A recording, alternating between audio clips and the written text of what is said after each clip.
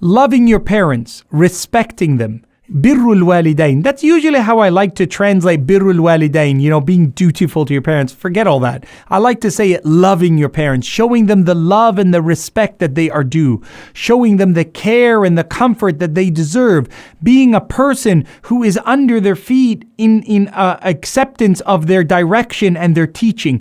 All of that is congruent and in spirit of the deen of Allah subhanahu wa ta'ala. Did you know that whenever Allah orders us to worship nobody other than Him, that the very next statement, وَبِالْوَالِدَيْنِ إِحْسَانًا, and treat your parents with good ethics and manners?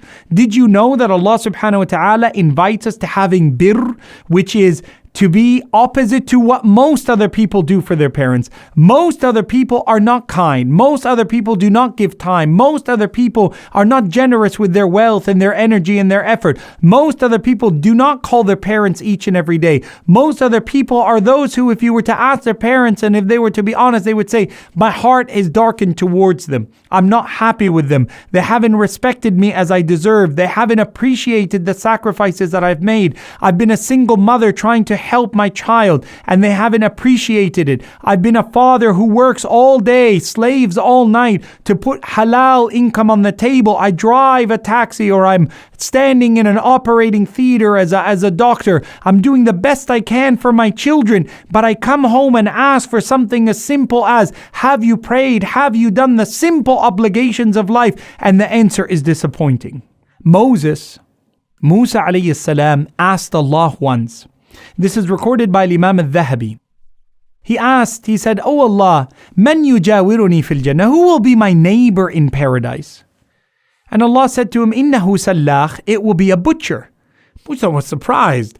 Well, Harun and Ibrahim and, a butcher. Who's this butcher? He's not even a prophet or a messenger of Allah.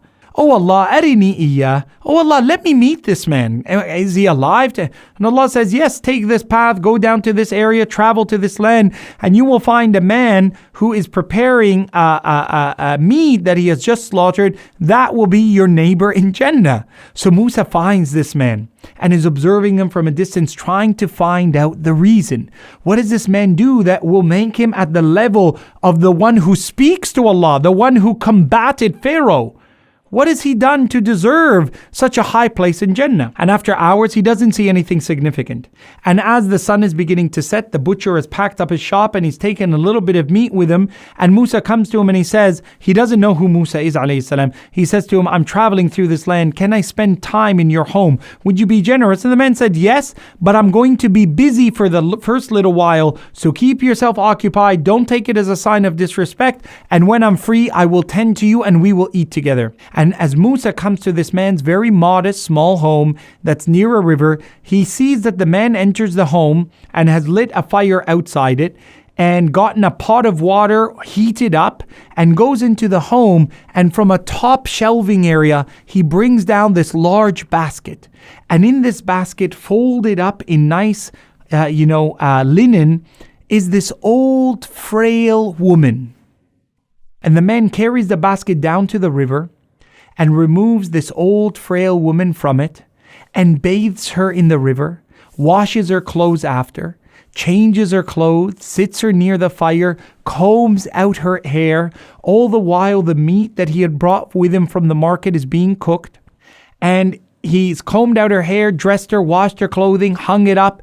And Musa is watching from a distance, intent on, wow, what is happening here?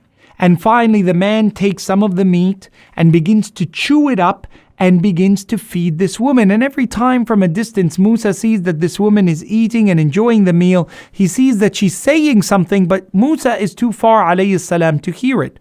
So afterwards, the man wraps her up, bundles her up, recites some prayers with her, kisses her and loves her and entertains her. And then darkness has fallen. He puts her up in the shelving again and she falls asleep.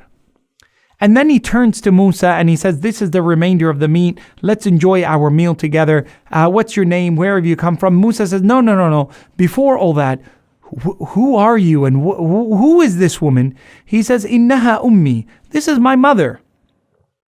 And Musa alayhi salam says, your mother? He says, yes. He said, Kam min سنة, how many years have you been serving her in this way? He says, لي 10 سنين. It's been 10 years that I've been entertaining her in this way, cleaning her, looking after her, bathing her, feeding her, nurturing her. And I haven't gotten married yet because I wanted to be the one who serves her. I didn't want, anybody else who comes and would distract me from her. So I've given my full attention to her until Allah makes it easy. And he said, I wanted to give her all this love.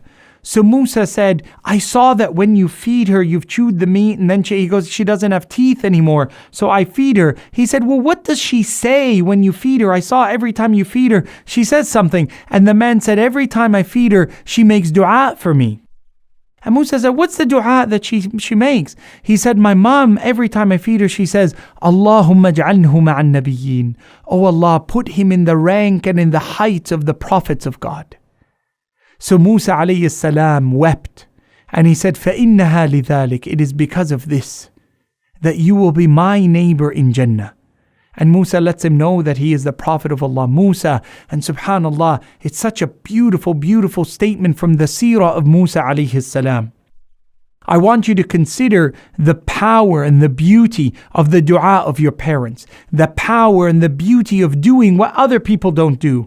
This is birrul walidain, doing what other people would not do, caring in a way that other people would not care. There's another story that Al-Imam al-Dhahabi in Al-Kaba'ir, in the book titled The Major Sins, describes a man who was a Sahabi of the Prophet ﷺ, that he was ill, and the Sahaba next to him sat with him and said, قُل لَا إِلَهَ إِلَّا اللَّهِ. It's your final moments, you're about to die. Say La ilaha illallah, but he was unable to say it.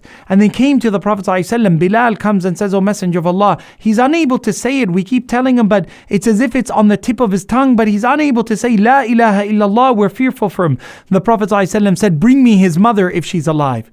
And the mother comes to the Prophet ﷺ and he says, كيف حال ابنك? How is your son? She says, كثير الصلاة والصيام. He prays a lot, he fasts a lot. He says, no, I don't ask you about how he is with Allah. I ask you how he is with you.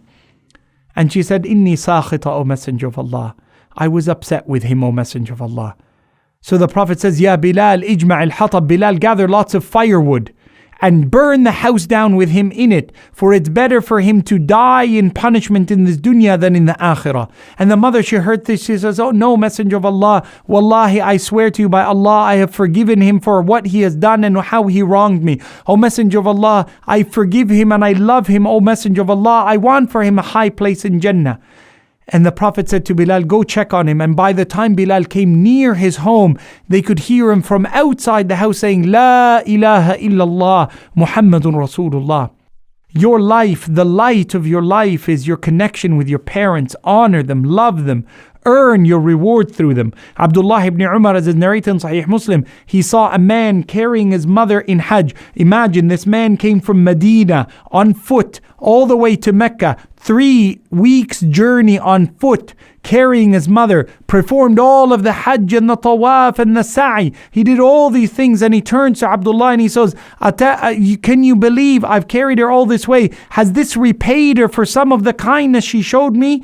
And Abdullah ibn Umar said, وَلَا بِطَلْقَةٍ وَاحِدَةٍ. Wallahi, the pain of her delivering you in your birth has not yet been equalized by all of the service that you have done. May Allah honor us with the honoring of our parents. May Allah give us birrul walidain and make us from those who will receive it from our own children. If you are young or old, nobody is more significant in your connection to Allah than your father and your mother is more important in this regard than your father, even though it pains me as a father. وصلي اللهم وسلم وزد وبارك على سيدنا ونبينا محمد صلى الله عليه وعلى آله وصحبه وسلم. السلام عليكم ورحمة الله. It's your brother Yahya Ibrahim.